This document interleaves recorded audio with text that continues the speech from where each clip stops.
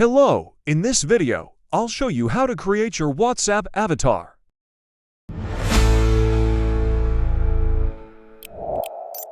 First, open the WhatsApp app on your phone. Tap the three-dot icon in the top right corner. Select Settings.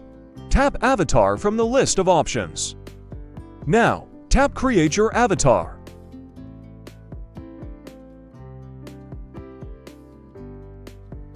Tap Get Started. Allow access to take photos and record video. Now you can take photo or create manually. I take photo.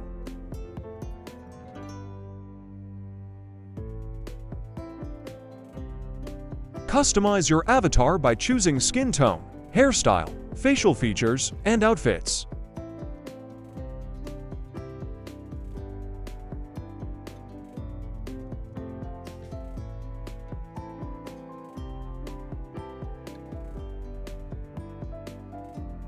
Once you're happy with your avatar, tap Save. And that's it. Your WhatsApp avatar is now created and can be used as your profile picture or in stickers. If you have any questions, drop a comment below. Don't forget to like, subscribe, and hit the bell icon for more helpful guides. Thanks for watching.